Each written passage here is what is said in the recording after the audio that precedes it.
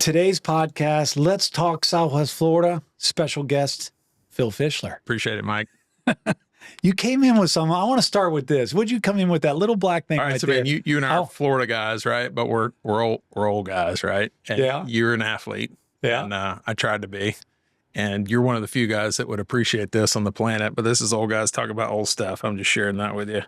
So that's a pretty cool ring from Escambia High School in Pensacola, Florida. Oh, man. From look at 19. that's a bowl ring right What was there. that? Yeah, that was state champions. We were 2-time state champs. So And you were with Emmett Smith. Yeah, lucky to be on that team. We had 22 D1 scholarships in 2 years. It was just an amazing time, and I was fortunate to be around it. That's awesome. That's awesome. Wanted to share that with you. That's awesome. I thought it was a Gator thing, and I'm like, I'm not a Gator fan. Seminole, man. Come on.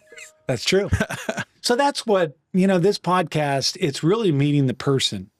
We're going to dive into the marketplace because that's your expertise. But, also to the man, Phil Fischler. You've got a family, a wife. I know them, great people. You're great people. Appreciate that. That's why I work every day for them. Yeah. That's why we do this. That's why we do this. Yeah. But originally you're from Pensacola. Pensacola. Yep. Born and raised. Yep. And again, played football there. Yep.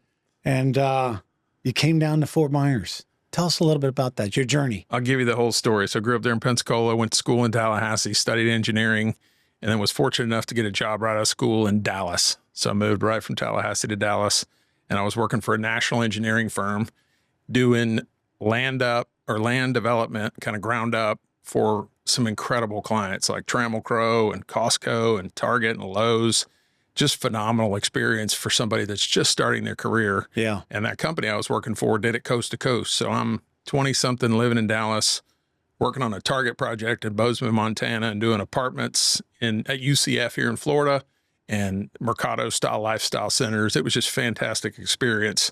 And I was 13 years with that company, and they were great to me. And I was with them when they were in super growth mode. When I joined them, they were 300 people. When I left them, and 13 or so years later, they were 3,000. So tons of opportunity. It was an awesome time in my life.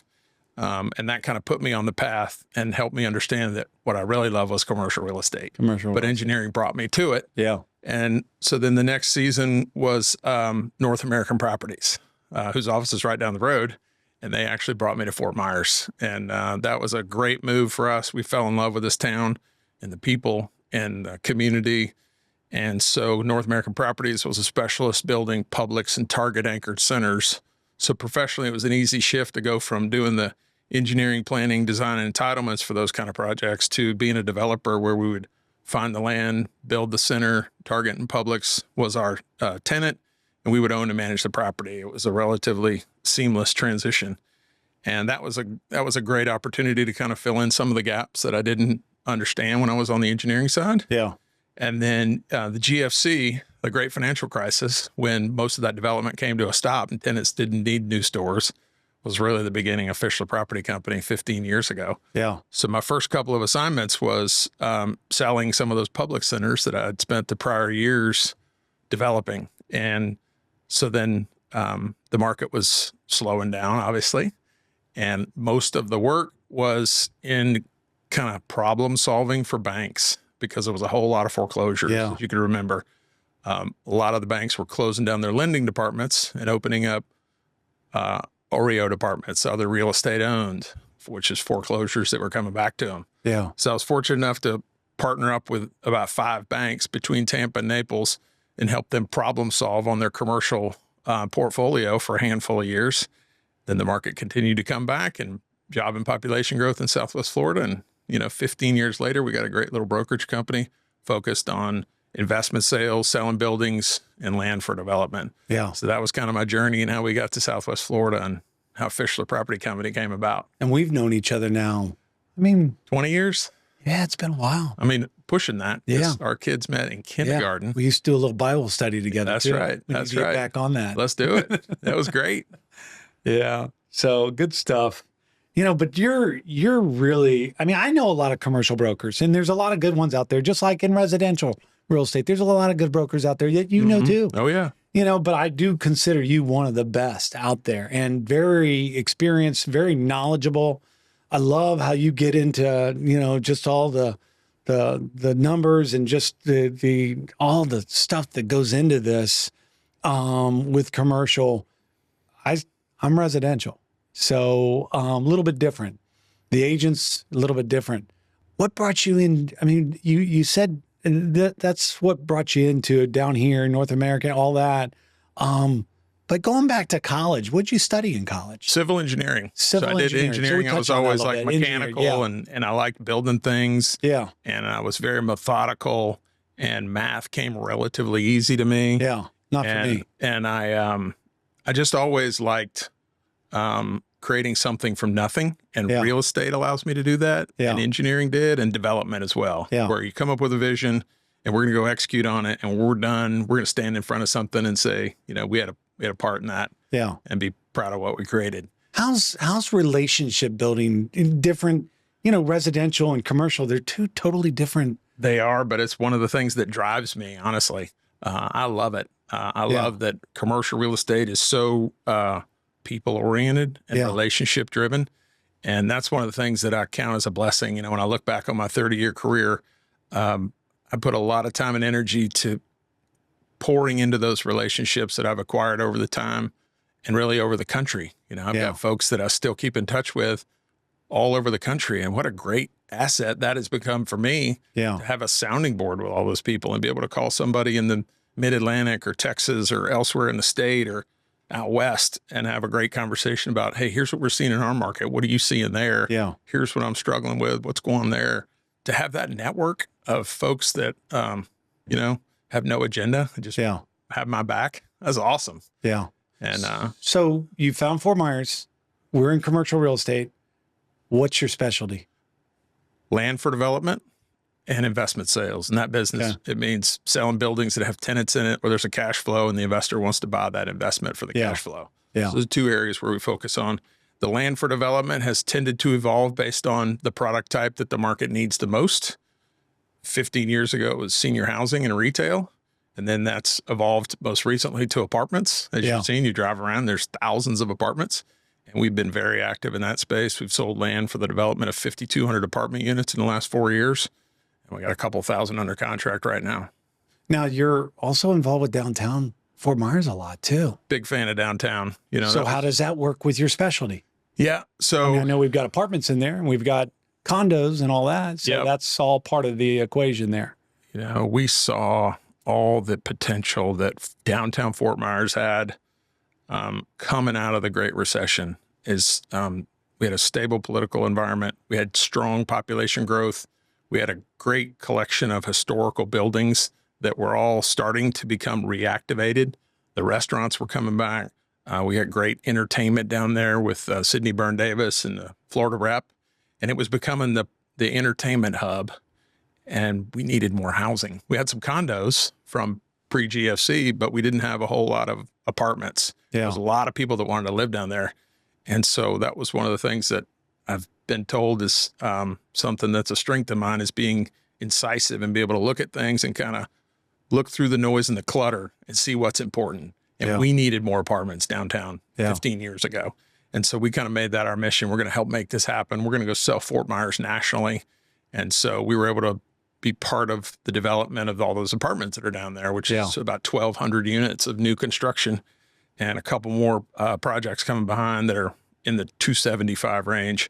And then that's also led to some other significant investments. And that's one of the things that we love doing, is being able to have a role in directing the investment in areas that need it. Yeah. Downtown's been a great example of that. We just are such a fan of all that downtown is, and have been able to kind of show that to people from all over the country and bring new investment dollars here into our city. Are we heading in the right direction still downtown? Everything going good? I mean, well, the storms have been tough. Yeah. But I think for everything that we can control, we're absolutely heading in the right direction. The marina downtown, what's the latest on that? So the city has partnered up with a really high quality developer that's going to renovate that. And they have some really impressive plans, and they're in for permitting now. And so once we get out of the permitting cycle, the numbers that I've been told are $45 million to kind of redo that marina. It's going to be fantastic.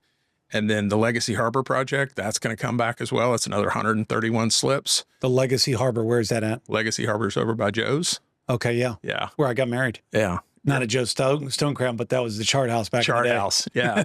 So that whole area, 4.3 acres of uplands, is entitled for a significant project on the order of those high-rise condos on either side, 25-story towers, some restaurants and retail. See it's going to happen. It's absolutely going to happen. And it's just a matter of when. When do you think this is all going to start taking place? I mean, the marina. When do you think that's going to start? I think they're a year away from the city marina coming out of the ground. The Legacy Harbor redevelopment will be more driven by market conditions, but it is 100% going to happen. Yeah. Yeah, no question. So back to your question about downtown, being able to be involved in some of those projects that have really added some value, created new opportunities for the next generation, direct investment, we like to think have made our town better. So downtown, but that's not just where you specialize. Right. You specialize all over. So, I met with someone the other day, and it's a developer, and I don't do what you do, but they were asking me to possibly join them to help sell their units. And I like the concept of it. And I just look at some of the things that Fort Myers is still missing. I know a lot of people that own a lot of homes on the water. They're big homes. They're done with the big home, especially if they live on the river. And they're going through the emotion of that. Yep. They've been there, done that.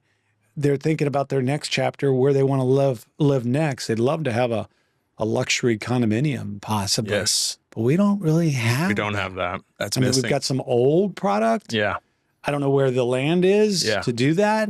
I don't think it necessarily has to be on the water. There's one project that I don't know where it is right now, but that Royal Palm project right there at Colonial and McGregor. I know they had the wellness concept together. Yep.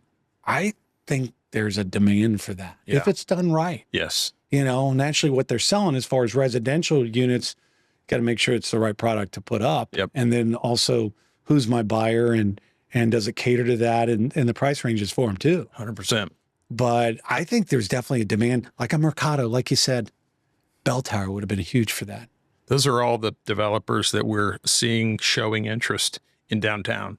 Luxury senior living, condo developers, another high-end hotel like Four Seasons level. Yeah. Because Luminary has kind of showed that a high-end hotel can do very well downtown. And there's more demand for another product. So those are the kinds of large-scale products that are going to see development in the next 10 years. That post office site downtown, that's going to be redeveloped into something tall and mixed use that could have a hotel component, could have a residential component. Will absolutely have ground floor restaurant, retail, and office. Our vacancy rate in office downtown is 1.9%. Yeah. In the county, it's 5%.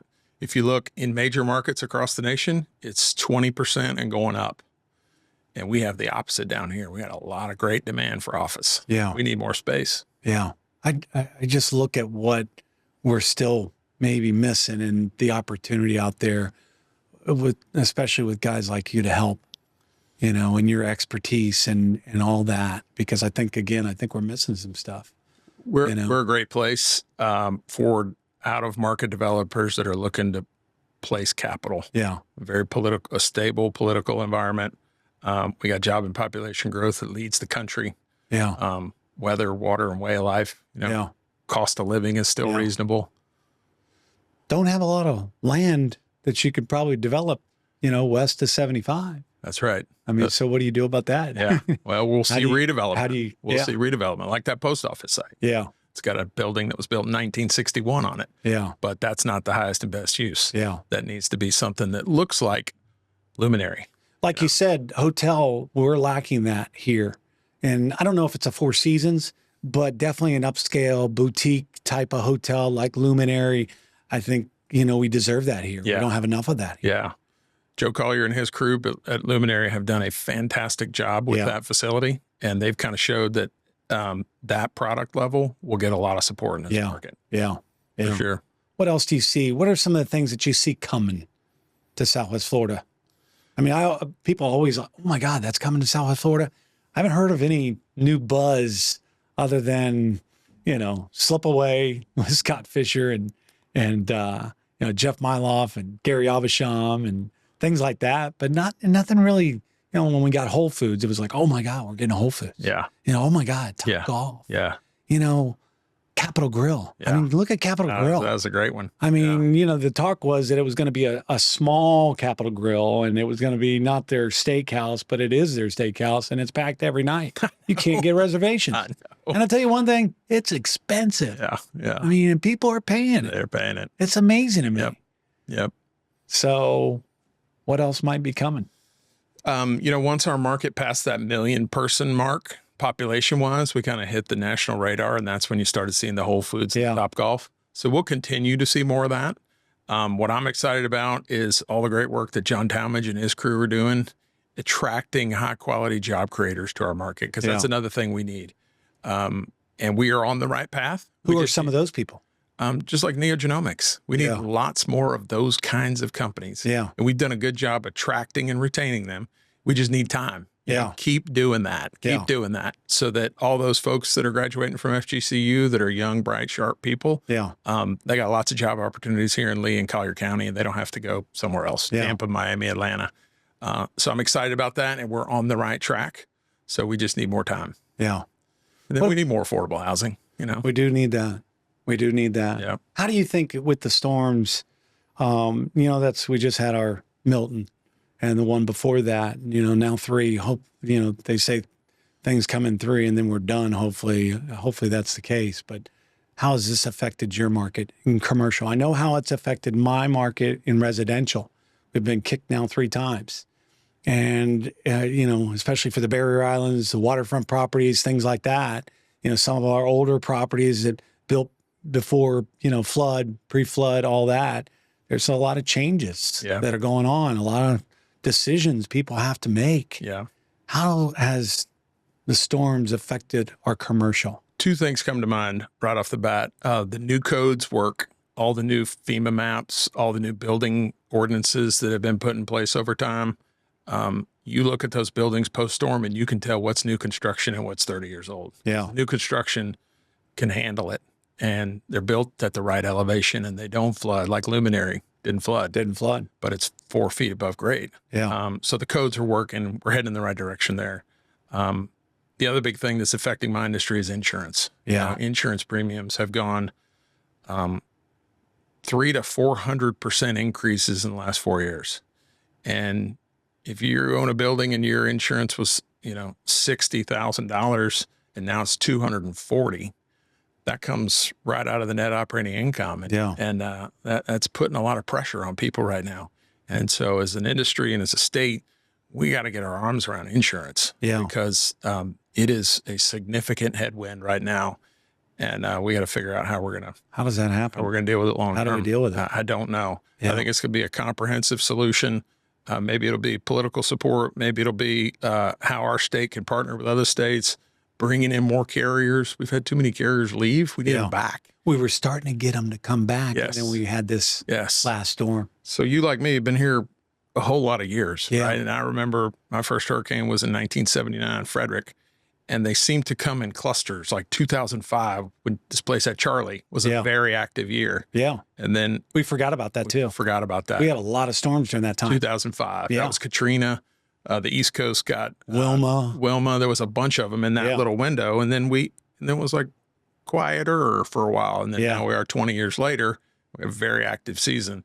So I'm hopeful that's a rhythm that, we'll see these active years once every 20 years. Yeah. And we're getting better at construction and more resilient in our infrastructure and getting a whole lot better at how we distribute electricity so that it's not so painful every time a big storm comes through. How's the commercial market been in general? How's it been as far as, just the market in general? How's it been over the last couple of years? It's been an interesting ride. You talked about me and my numbers. I got some graphs because we chart all that. We went looking back at the first year in the last 4 that we considered normal. And that was 2019. That was before COVID and all the craziness. And so what we saw was in 2019, if you just look at the 4 big product types that we have in commercial, that's office, retail, industrial, and multifamily. And you looked at all the transactions that Lee County sold in 2019, we traded $1.7 billion in property. And we thought that was a good benchmark as a normal year. And then COVID showed up and that dropped about 28% because COVID had an impact. A lot of people went home. People were concerned. Can I make investments? What's the future going to look like? So we saw a 28% drop. But then we adjusted. People went back to work. We got a little bit more comfortable. Interest rates went way down. We saw a 183% spike in transaction activity. Yeah. So 21 and 22 were extremely active. And then in the fall of 22, we had a hurricane here, which kind of slowed down the fourth quarter of that year. And then in 23, we started seeing the impacts of interest rate adjustments going from basically zero up, to 5.5%. And then some of those insurance renewals started coming around. And so if you look at, again, those same metrics, those four big industrial product types, 23 and 24 are basically about half the transaction volume as 19. So when people ask me, how's the market? I try not to use adjectives. I try to talk in terms of facts and data and numbers. Yeah. 23 and 24, even though there's been some great sales and big record breaking transactions like Red Coconut and some other big trades, it looks like 23 and 24 are going to be at about half of what 19 was in terms of transaction volume. Yeah. So we're seeing an impact. I think it's the same way with residential. Yeah. It's been a tough year. Yeah. It's been a tough year. I mean, our transactions, we're doing the same amount of transaction, but there's certain segments of the market, especially the high end, we haven't seen the transactions as much, especially on our islands, the Bay Area Islands, Fort Myers Beach and Sanibel Captiva, just so much going on out there and still needs to be done. I don't think people realized how long this was going to take. And now we've been hit again, especially for the islands. It's going to take a long time. And there's a lot of decisions that still need to be made, like South Seas. Yes. Until South Seas gets off the ground, things like that change and we make decisions on them wherever it goes. Same thing with Fort Myers Beach and Sanibel, all that red tape and just that stalling, it's stalling the market that much too. It definitely slows it down. It slows it down big time. And a lot of these guys that have huge investments on the beach and bay, or wherever it is, or even on the island, just an interior home, they're getting tired. Yeah. They're getting tired. On the upside, I will tell you, Mike, that we've not seen any change in the appetite of out-of-market investors who want to come do work here and make investments and build buildings. We're working actively with groups right now from Cleveland and Texas and all throughout the Midwest and Georgia. And they look at the storms and they see what's happening down here, but it's not deterring them because they believe in Florida in the long term. And I'm encouraged by that. I think so too. I mean, we got weather's everywhere. It's sad to see what's happening in North Carolina, but you got tornadoes, you got California, all these different areas. Everybody's got their weather issues and things that go along with. So we've just got to do it better. We got to build it better. Yeah. The codes are good. The codes are strong. We just need to change, and we just need to do it better. I believe in new product. I like the opportunity. Like I said, some of the things that Fort Myers is missing, I think the future is bright for a lot of that. I think our best days are ahead of us. I think so too. I really do. I'm convinced of that. There's some things that I woke up on Sunday morning. I saw something out of California. They were like tiny home developments up to like 1,600 square feet, 3 bedrooms. And I'm like going, I could live there, sell the house with all this yard maintenance. But if it was downtown, little cluster, and it was nice and it was conforming, I could go there. There's a lot of things like that. We don't have that. Yeah. I haven't seen that. Yeah. There's a lot of different things. We'll see more variety for sure. Yeah, I think so. Yeah. I hope so. Yeah. Because I think the market, there's a demand for it, So figuring out that and good brokers like you. And I didn't mention Phil Fischler, founder of Fischler Property Company. That's the name. Yep. So I should have said that at first. Yep. But most likely the public already knows that. Some of them, but I appreciate that. No, I do. I respect you. I think a lot of you and I are doing a deal together in the area right now that I referred you. And I've worked with other commercial brokers too, just like you've worked with other residential brokers, but there's a lot of respect for you. Likewise. And we jumped ahead into the commercial. I don't want to leave out your wife and your kids. It's her birthday today. Happy birthday, Angela. Yeah. Angela is an incredible lady. Oh, she is definitely your better half. Yeah, no question. I traded up. She's a classy lady. Thank you. You know, and quiet, you know, always a smile on her face. She's got that little twinkle in her eye too. When you look at her, when you see her, just a really nice lady and pretty woman. Thanks for all the kind words. Philip and Anna, 21-year-old twins, seniors in college. Yeah. That's happened fast, didn't it? Oh gosh, our kids grew up together. Yep. That's amazing. Yeah. You know, goes quick. I want to say we're getting old, but I don't think so. I think we're still young. You know, I don't know about you. I can't see you retiring anytime soon because you love the business. You love Southwest Florida. And I think that's the same way with me. And that's what drives us is helping people, making Southwest Florida a better place to live. And you're a big part of that. Yeah, you're a big part of that. Appreciate that. Integrity, character, a class act. Appreciate that, Mike. So, you know, I truly believe that. You've got a reputation of recognizing opportunity and predicting trends. Yep. Yeah, we've talked a little bit about that. And the market's changing right now. Yeah. Commercial is for sure. Yeah. There's a lot of things in flux. In a positive direction. In a positive direction. Yeah. But the markets go through cycles. Yeah. It's just the normal order of things. Yeah. And people tend to go through cycles too. Yeah. And when I look back on my career, they're like 13 and 15-year cycles. I tend to kind of pivot. And so I'm in one of those processes right now. Yeah. So Fischler Property Company, 15 years, had a lot of great success there, worked with a ton of people, fortunate to win some awards and do some fun projects. But going forward, that's not going to be my focus. That's going to be like 20% of my time. Yeah. 80% of my time for the next 10 or 15 years is going to be focused on going back to what I did at North American and owning properties. So we're going to focus on buying industrial assets, B and C class here in Southwest Florida. Okay. Then expand to Tampa and Naples. And we're going to go put together a portfolio of properties that maybe are passively managed and have some opportunity to add value through proactive leasing and management. Yeah. And our goal is to put together about $250 million worth of property in the next handful of years. And that's going to be my focus. That's amazing. Yeah, I'm excited about it. So who are some of those partners? I mean, those I'm not that you're going to give them, but friends and clients, really. Okay. It's people that I've worked with that we know, like, and trust each other. Yeah. And already have that relationship in place that over the years have said, hey, I'd like to own more commercial real estate, but something's slowing them down, or I don't want to put the time in, or I got a day job, or whatever. Yeah. And they're like, hey, Phil, can you help me do this? Yeah. Well, you get a big enough group of those people and you start recognizing opportunities in the market and where trends are. And it just seems like, just like Fischler Property Company was the next natural best step coming out of the GFC. I think as this market is transitioning, my next natural best step is pivoting into ownership again. Yeah. Developing this fortress That's capital awesome. business. And that's where I was going when I said that about that tiny home thing that I woke up on Sunday morning.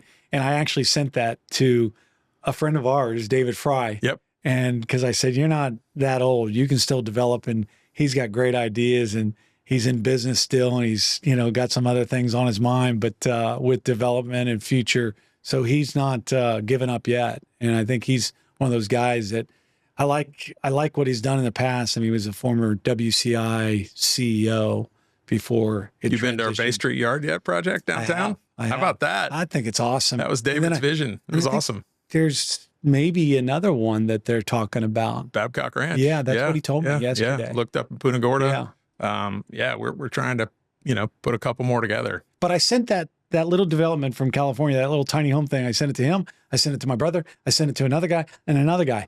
And I'm like but that's what you're talking about. Yep. Getting guys like that maybe are at a point in their life, they've done well for themselves. They still want to invest and they love Southwest Florida and they believe in Southwest Florida. I mean, my brother, Darren McMurray with Lennar, not to plug my brother out that, he doesn't need that. He's been doing this a long time and he's incredible at what he does. And Lennar, I mean, this has been one of their best divisions since he's been with that company. Mm-hmm. Started with U.S. Homes, then went to Lennar, and them and D.R. Horton. Yep. Justin Robbins is another great one. Yep. He's like my brother, but he's younger. But he's another great leader with those those big home builders, and have done really well in Southwest Florida and believe in Southwest Florida. We are so fortunate to have those organizations here because they have done a great job building our housing infrastructure for us. They're top flight. Yeah. Really great groups. Yeah. And like you said, Babcock Ranch. I mean, when that went up, everybody was like all the way out there, but now look at it out there. Look at it now. Yeah. I mean, tops in the nation. Yeah. Big changes out that way. For sure. And the traffic comes with it too. Part of growth. It's part of the growth. Yeah. The people are coming one way or the other. What else do you think, Phil? What do you want to touch on more that people might want to hear about our commercial development, our future? I think there's a lot of opportunity for us, people that listen to your podcast, people in the business community, to pay it forward to the next generation. And that's one thing that I've really enjoyed the last handful of years, is getting really involved at FGCU. Yeah. I always enjoyed it in my professional career, whether I was with the engineering firm or with Fischler Property Company, of working with young, bright people that wanted to learn my business. Just fun. I just loved it. And so in the last handful of years, I've gotten more involved out there. I'm on the foundation board. I'm on the executive council for the business school. And they've got a mentorship program now. It's just on fire. It's fantastic. And it gives a great structured opportunity for students in the business school to partner up with somebody like you that has a ton of knowledge. You've probably forgot more than most people are ever going to learn about your business. And they can come alongside you and have an opportunity to ask the questions that maybe they couldn't ask their friends and family because they weren't a good audience for that. They didn't want to ask in class, but they need somebody who can give them some advice and guidance and point them in the right direction and kind of maybe pull the curtain back on something and show them, hey, this, don't worry about this, focus on this. Yeah. And transform someone's life. Yeah. And I was hoping that I know but I was also hoping that the pay it forward next generation was still us. Because I think we're on the back nine of our career. 4 women at home, man. So we're not stopping working anytime soon. Yeah, for sure. But I agree with you. The younger, like even our little team that we have. Yeah. I love these young guys. It's awesome. But I want them to work. And I want them to understand, the opportunity, but also too what it's all about. And it's about helping people and giving back to your community. And these guys, as they grow, they'll understand that and they'll start to do that too. Right now, they're so young. They want to be successful. They want to, get better and all that and grow in their business and grow their business. It's fun to watch, especially the ones that are trying to do it right. And I think your involvement with FGCU, I think that's incredible. I think that's fantastic. And Brian Rist he's involved with that young generation, those kids at FGCU, another great man from our area. And what he's done with Storm Smart, and still part of that and involved with other things too. I mean, we got some great leaders, some great people in this town. I was thinking about that last night and this morning, and givers, and not just about business and about making money. Yeah. I mean, there's success, but they are giving back and they want to talk. They want to help. Yes. I had a conversation with a guy the other day. I'm not going to mention his name, but incredible leader in this town and grew his business, sold it, and a giver, very philanthropic, and a true leader. And he goes, Mike, let's go have coffee.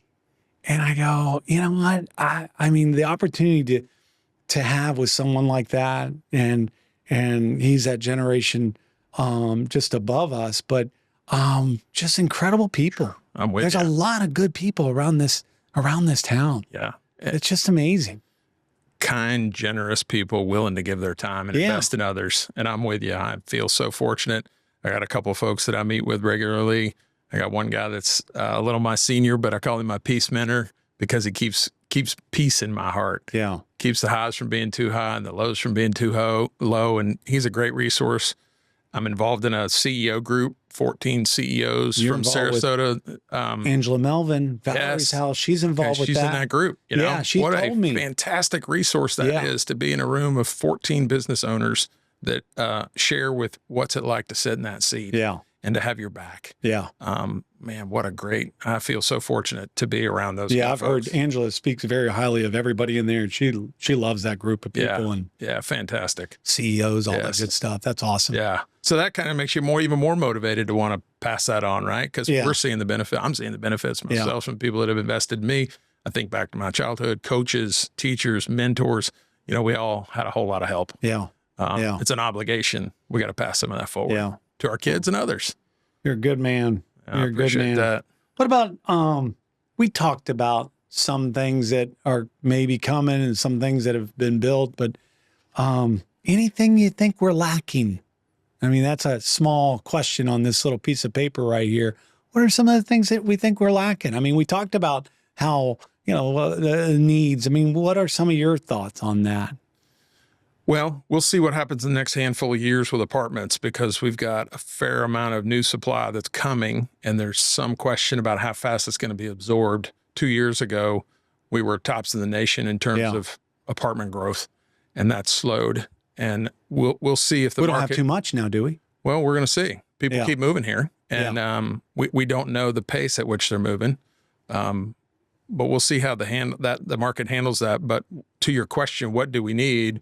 We need more affordable housing. Yeah. We need to find a way to build new quality shelter for people that are in the service industry, which we have a lot of those folks in this market that are, teachers and cops and first responders and folks that need great housing here in town. Yeah. And they don't have to drive 40 minutes to get home. Yeah. And we as an industry partnering with our government need to figure out how to build more of that product so it's affordable for people.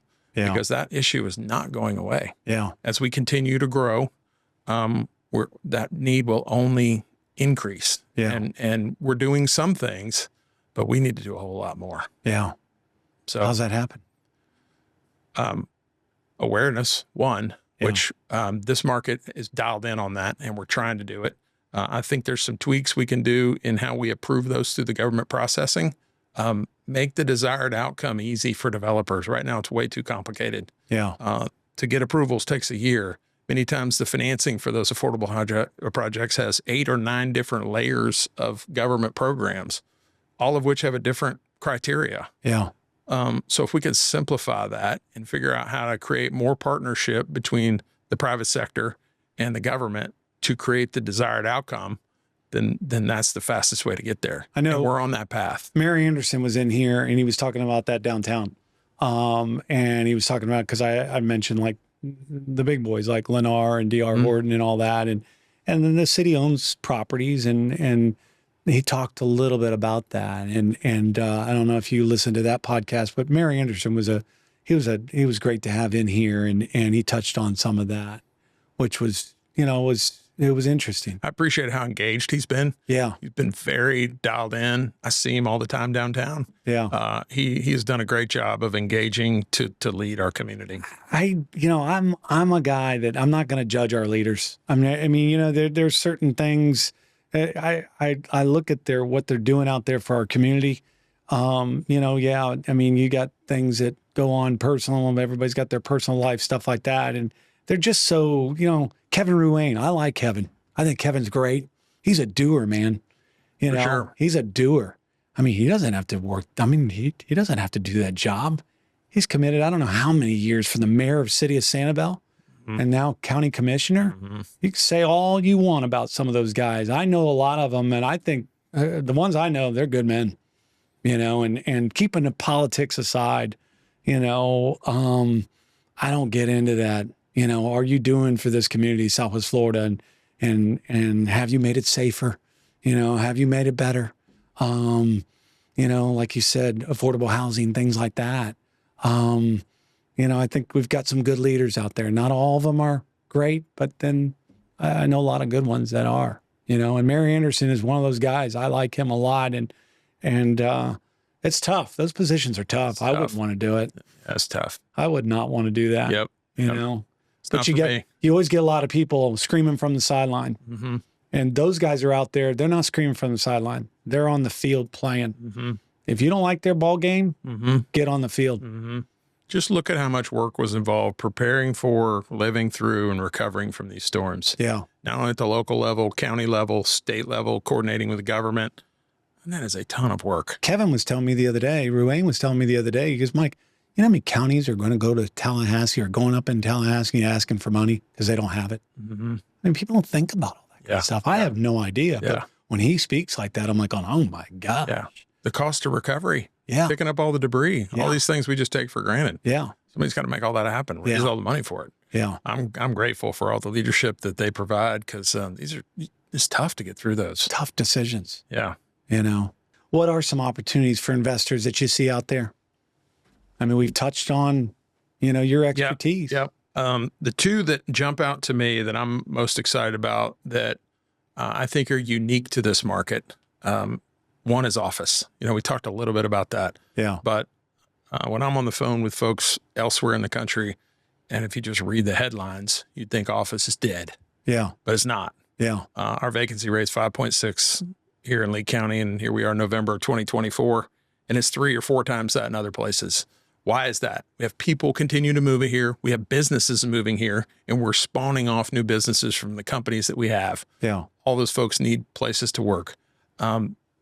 Companies have also figured out maybe they don't need as much space as they needed pre-COVID. Maybe they were in 20,000 square feet and they figured out, hey, the new model going forward, we only need 12. Yeah. So they're downsizing, but they still need somewhere to go. And if you are fortunate enough to have an office space that has 3 characteristics, it's well located, it's designed around tenant needs, and it has strong walkable environmental credentials. Yeah. And what I mean by that is I can walk out of this office and I can go to 3 different restaurants and 2 coffee shops. I can get a sandwich. I can have a sit-down meal. I can go to a hotel. I can have a large meeting room space. If we need 40 people, there's a place to do that. I got parking. There's open space. If there's water nearby, that's a bonus. Yeah. But I can walk to all of that. That's what I want. Right? There's few of those in this market. Yeah. But when availability comes up, there's tenants that are in bidding war to try to get those. That's why I like that Royal Palm. And it serviced Cape Coral, serviced Fort Myers. It was away from downtown, but still close by. I like that old McGregor. Yep. You know, this part of town, I liked the location of it. Yes. Some people were looking at it going, I don't know, but I like it. Those office buildings are going to flourish. Yeah. And then you got some that will be repurposed to something else. Yeah. And in the headlines, it's, we're going to take office buildings and convert them all to apartments or residential. Well, you can only do that for some buildings. Yeah. Those large footprint buildings, you can't really get the infrastructure in there to turn them all into apartment units. Yeah. So some of those other ones that are poorly located and just functionally obsolete or too big, can't be converted, they're going to be demoed. Yeah. And they'll be redeveloped to something else. Yeah. But I think in Florida, I think there's great opportunity in office yet, but it's not super clear to everybody because they're still reading the headlines of how dreadful it is in these major markets. Yeah. So that's one thing that I'm excited about. And the other ones I'm excited about industrial because the tenants that are in those buildings, I don't know if you talked to Matt about this, Matt Simmons, but we're both kind of on this same path that we see this as our population grows. All the tenants that are in those Class B industrial buildings, the cabinet guys and the HVAC contractors and the surveyors and the plumbers, they're all in those Class B industrial buildings. And as our population grows, we're going to need more of those services that basically support the functions of society. Yeah. They're all essential workers. Those businesses are not going away. They're going to grow. Yeah. And they're going to need more of that space as our population inevitably grows. Yeah. So when I step back and I look at all the opportunities, yes, there's some opportunity in multifamily. Yes, retail is going to continue to grow, which is encouraging because now we got like Walmart and Target and Lowe's are coming back, and you're going to see some of those coming out of the ground in the next 2 years. We'll have big box retail again. Yeah. But I'm most excited about industrial and office in our market. I think it's bright. Yeah. Future's bright. Yeah. I was with a guy the other day, and whether this is on here or not, it doesn't really matter. But he was in the recycling. He had those big garbage containers, and he sold his company, sold it for a lot of money. And then he bought another one. He started up again, sold it. And he just started buying all kinds of real estate. And some of the real estate that he bought, I mean, it's pretty good real estate. He bought the old ABC liquor store across from Edison Mall, and now he's refurbishing it. Yeah. And then right around the corner, he bought this, like you said, for that cabinet guy, for those trades guy, they need space like that. Yeah. And I'm like going, I wouldn't have looked at that before, but he's cleaning it up and it looks fantastic. Yeah. I'm like going, you should buy up this whole area. And he goes, I'm trying to. Sometimes commercial real estate is not sexy, but it's important. And our community needs it. Yeah. All those companies got to have space. Yeah. And so that's the part that the nerd in me, I just love the nuts and bolts of the details of how we use our service and our product, commercial real estate, to support the growth of our community. Yeah. That's one way we do it. I always like thinking about this kind of stuff. That what are we lacking? Yeah. Wouldn't it be great if we saw this? Whether it be a restaurant or whatever. Any thoughts? I mean, any well, at the highest I know level, you dream. Yeah, I know you sure. think, God, we need this. Or what if we had this?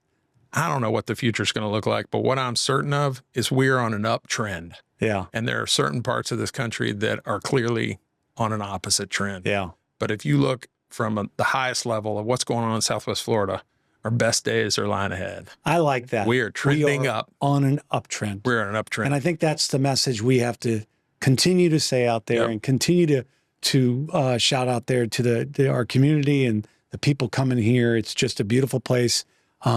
We had our team meeting today and we said one word that describes Southwest Florida. What's that one word that describes Southwest Florida? What Southwest Florida means to you? What Southwest Florida mean to you? I mean, at this moment, it's resilient. From what we've been through. Yeah. In a year, it may be a different number or a different word, but it's positive. Yeah. We're absolutely in growth mode on a positive trend. Yeah. I mean, ours were pretty simple. It was amazing, beautiful, things like that. But resilience, all that. And I think, we've been kicked a couple times now and people are a little tired, but I think once that weather starts coming in, I think things will start to, hey, it's a beautiful place to live. No question about that. Yeah. And only getting better. And when you look at the amenities that are not only the beaches and all those obvious great things, but our university system's better, our infrastructure is solid. I think our law enforcement's pretty good too. Enforcement's great. Mary Anderson touched on, we used to be the not safest city and then that's totally changed because of improvements that we've made. Technology, 100%. All that. Entertainment here is great. Restaurants. I mean, all those kind of soft things that build a community. Yeah. Those are all heading in the right direction. I think so too. It's good to see Capitol Grill come in. For sure. Yeah. And there's more behind it. We need to go get a steak there. Let's say one of the things I'd also too, what do you enjoy doing here in Southwest Florida? Why do you like Southwest Florida so much? Stuff with my family first, as you know.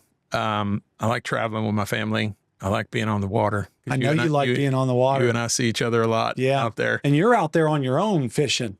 And then you come back and then you're picking up people going back out. That's right. And I think that's the beauty of our area is that water, those beaches, the fishing, all that, why people come here and the people too. But that water's amazing.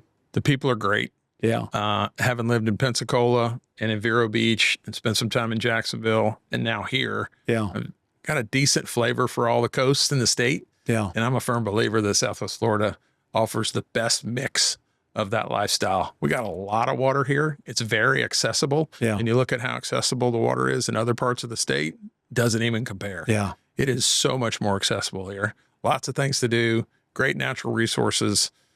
Just great quality of life. Yeah. And from affordability perspective, when you compare us to other major markets, it's still a great value. You going fishing this week?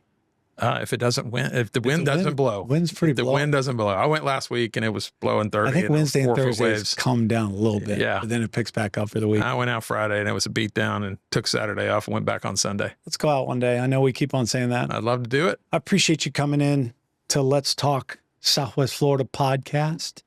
It's a pleasure. Appreciate it, Mike. It's an honor too. Yeah, man. Likewise. I appreciate you. I respect you. Likewise. Not only for the way you do business, because you're a great business person, but you, the man, father, husband, friend. Likewise, Mike. Appreciate that, my friend. I appreciate it, man. Yeah, Thank man. you. Thank you.